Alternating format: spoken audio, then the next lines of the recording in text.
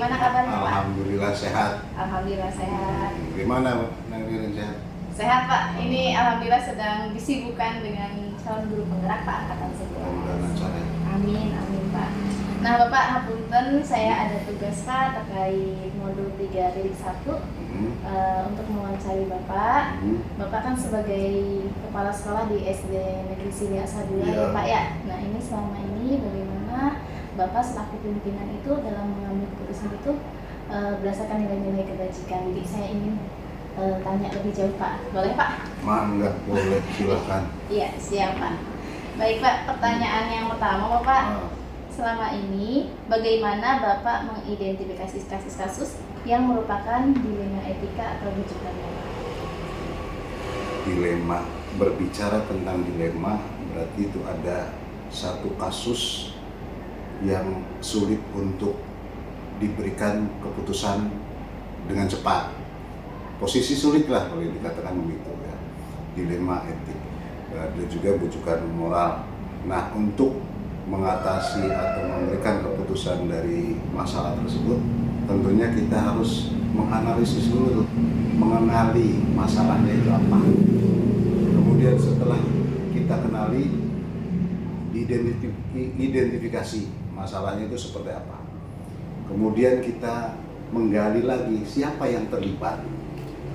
Setelah kemudian ditemukan itu, baru kita diskusikan, bermusyawarah, dan baru kita bisa memutuskan apa permasalahan itu kira-kira hasilnya akan lebih baik. Yaitu untuk tahap awal kita memutuskan apa masalah yang terkait dengan dilema etik dan rujukan moral. Kita kenali dulu masalahnya, kita analisis dulu, kemudian kita gali siapa yang terlibat, kemudian kita ambil benang merahnya, baru kita putuskan. Seperti itu. Oke, Ya. siap Pak. Siap. Baik Pak.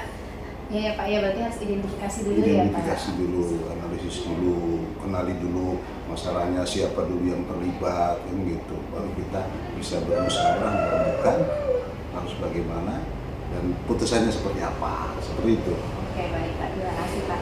Selanjutnya Bapak, pertanyaan kedua, bagaimana Bapak menjalankan pengambilan keputusan di sekolah Bapak, terutama untuk kasus-kasus di mana ada dua kepentingan yang sama-sama benar, sama-sama mengandung nilai kebajikan?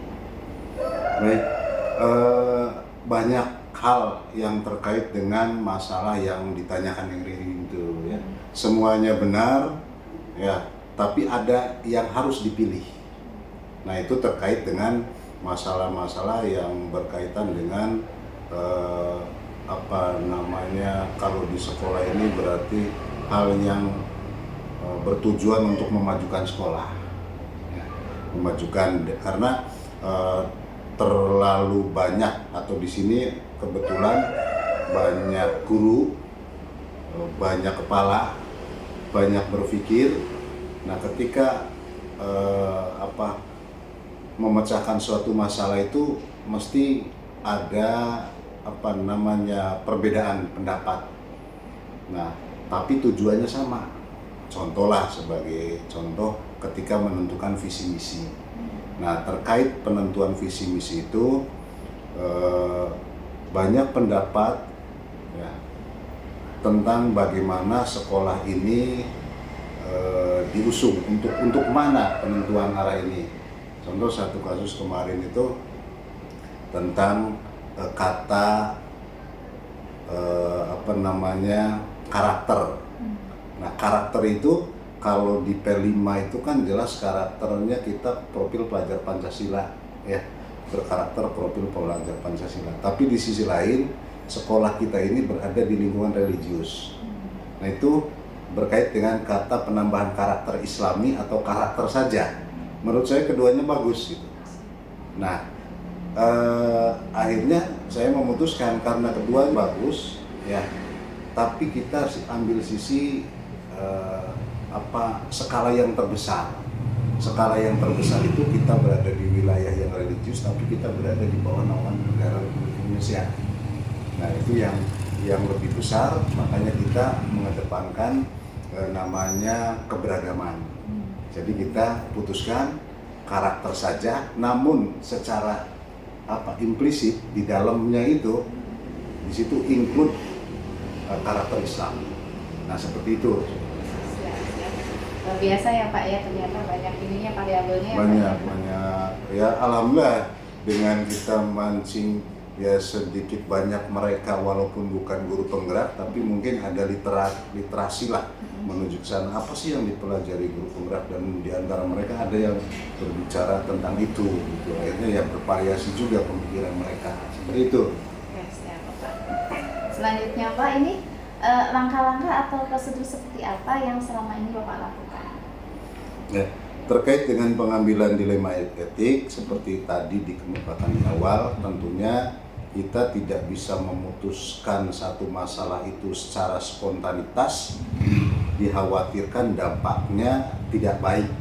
Oleh karena itu tentunya sebagai seorang pimpinan ada analisis dulu, identifikasi dulu masalahnya itu apa, kemudian yang terlibat itu siapa gitu kan, kemudian juga yang harus dilibatkan dalam masalah itu siapa saja, ya itulah yang terlibatnya. Kemudian kita komunikasi, konfirmasi, dianalisis data itu ya tentang kenapa begitu, kemudian dengan segala macam hal yang berkaitan dengan masalah tersebut kita rembukan, kita diskusikan, ya kemudian kita putuskan. Dan setelah itu tentunya belum tentu keputusan itu kemudian berhenti, tapi ada evaluasi lagi, ya tentang evaluasi lagi, refleksi lagi, karena di sekolah itu masalah yang sama bisa jadi terulang, masalah yang sama bisa jadi terulang gitu kan. Oleh karena itu perlu ada tindak lanjut dan evaluasi seperti itu.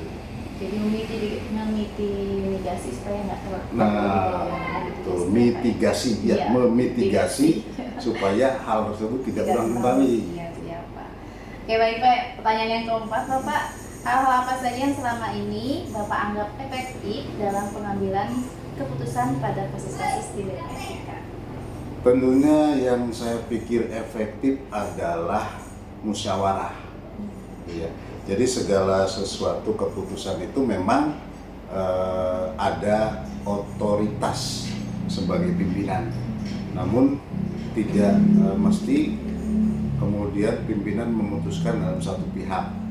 Karena dalam satu kasus itu bisa jadi banyak pihak yang terlibat. Ya. Jadi menurut saya efektif itu adalah dengan bermusyawarah, mengidentifikasi dampaknya, berakibatnya, kemudian mengambil manfaatnya, kemanfaatannya lebih banyak, apa lebih besar, apa lebih kecil jikalau begini. Kemudian mudorotnya lebih banyak atau lebih kecil kalau keputusannya begini. Dan itu selalu ada pertimbangan, ada ada analisis yang kira-kira memberikan kepuasan, walaupun itu tidak hakiki ya, namanya keputusan itu kadang-kadang ada yang merasa tidak puas seperti itu, begitu. Yes, ya, berarti emang perlu dengan musyawarah itu lebih enak ya Pak, banyak masukan gitu ya. Oke Bapak, selanjutnya Pak, hal-hal apa saja yang selama ini merupakan tantangan dalam pengambilan keputusan pada kasus-kasus dilema etika Pak, yang jadi tantangan? Yang pertama tentunya tentang kasusnya ini, ya tantangannya itu berat apa tidak setelah dilakukan analisis. Kemudian yang kedua person atau individu, ya. Individu dengan karakter yang berbeda. Nah, di kultur budaya kita memang yang religius ini kita yang unik lah gitu. Kita harus bisa menempatkan diri, posisi diri kita seperti apa. Kemudian mungkin yang ketiga adalah komunikasi, ya. Komunikasi yang harus terjalin dengan baik, bisa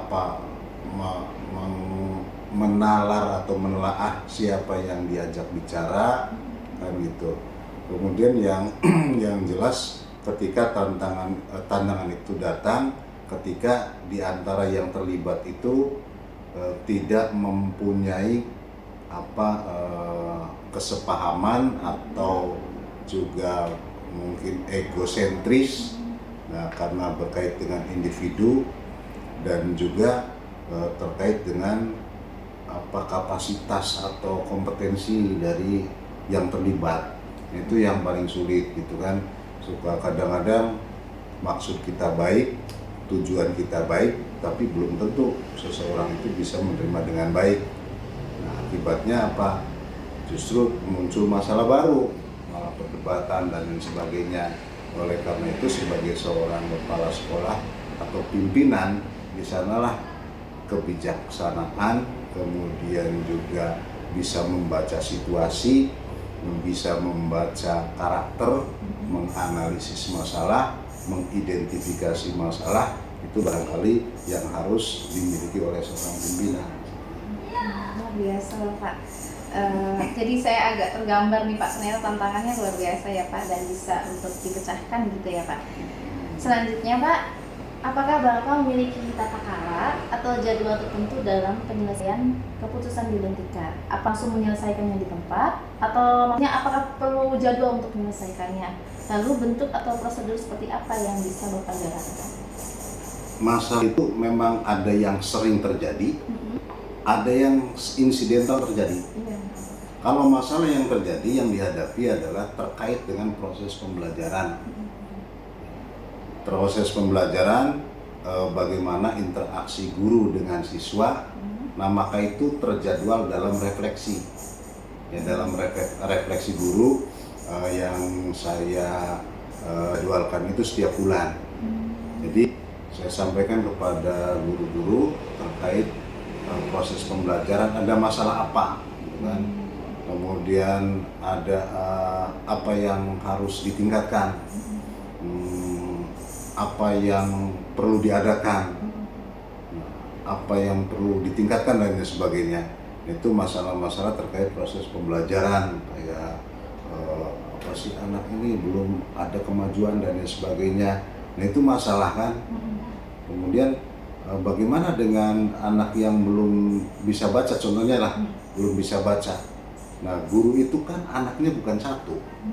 Ya, ketika dia harus terfokus kepada satu anak berarti mengorbankan yang lain. Nah, kalau kita abaikan yang satu, berarti kita juga tidak bisa memfasilitasi siswa dengan baik secara keseluruhan. Nah, ketika contoh penerapan disiplin positif, kita terfokus pada anak yang memang perlu penanganan khusus, tapi yang lainnya terabaikan juga. Nah, itu masalah-masalah yang muncul yang sering terjadi dalam kegiatan pembelajaran. Jadi kalau itu kita lakukan penjadwalan untuk refleksi, kemudian diskusi dengan guru, ada masalah apa, kemudian apa yang sudah dilakukan, apa yang rencananya yang akan dilakukan, terus tindak lanjutnya seperti apa, evaluasinya kapan. Nah itu seperti itu untuk prosedurnya untuk refleksi yang terjadwal. Nah kalau yang kasus-kasus dilema etik yang insidental, sifatnya insidental itu, kadang juga ada yang harus cepat diputuskan gitu kan, ada yang harus cepat diputuskan, seperti halnya apa? Ketika kemarin ANBK itu dibutuhkan akses internet yang bagus, yang stabil, sementara kapasitas dari internet itu adalah untuk 20 orang. Nah, di sini guru-guru juga pakai, ANBK anak juga pakai, kesemuanya memberikan manfaat gitu. Guru sedang belajar mungkin dengan internet itu, tapi ANBK juga anak benar juga sedang melaksanakan, maka saya putuskan cabut ini yang sini, ambil dulu, fokuskan ya. Itu jadi ada yang spontanitas seperti itu. Harus bagaimana kepala sekolah itu memutuskan hal yang terbaik untuk sekolah, karena kita kan sekolah itu basisnya adalah layanan terhadap murid, maka kita harus maksimalkan kepada murid. guru masih bisa ada alternatif lain, belilah kuota, kan situ sudah punya apa gaji, sertifikasi dan lain masing-masing sebagainya. Masa sih beli kuota umpamanya 10 giga aja nggak bisa kan gitu. Iya, siap. Anak lebih diutamakan. Siap. Contohnya seperti itu. Iya, luar biasa kalau ternyata kepala sekolah itu yang paham ini Pak.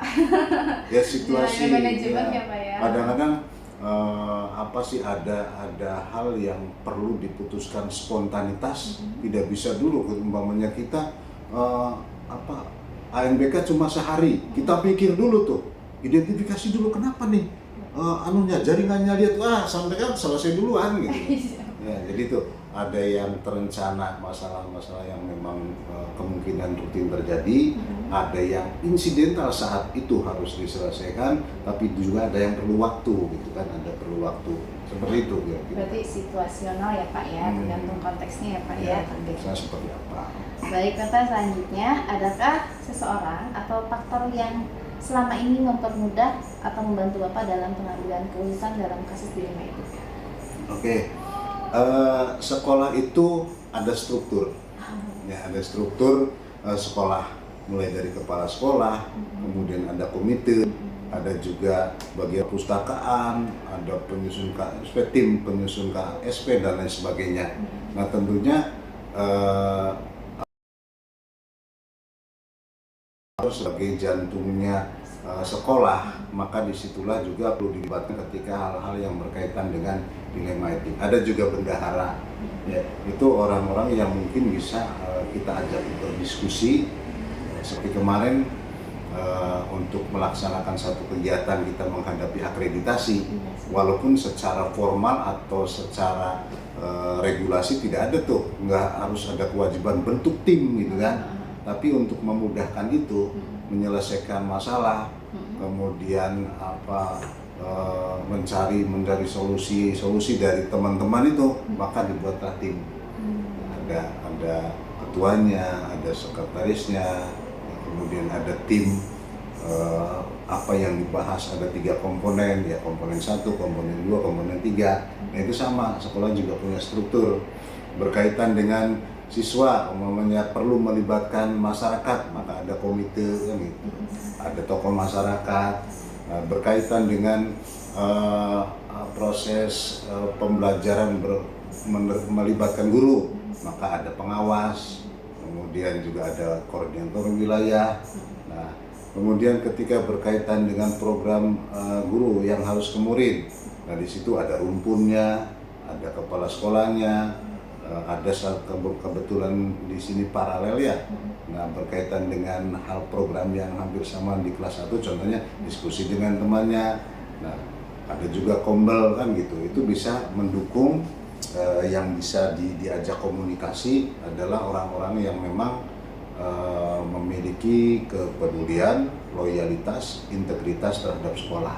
Itu. Luar biasa, berarti pembentukan tim itu efektif ya Pak? Efektif untuk menyelesaikan berbagai ya persoalan, berbicara tentang masa depan gitu kan, mau dibawa kemana sekolah ini. Tanpa mereka, seorang leader, seorang kepala sekolah tidak akan berarti apa-apa untuk sekolahnya, seperti itu. Saya sampai tidak bisa terkata-kata apa-apa gitu, luar biasa. Speechless gitu. Baik Bapak, pertanyaan terakhir Bapak. Dari semua hal yang disampaikan, pembelajaran apa yang Bapak petik dari pengalaman yang Bapak ambil terkait keputusan dilema etika? Hasil akhir itu diawali dari proses yang benar.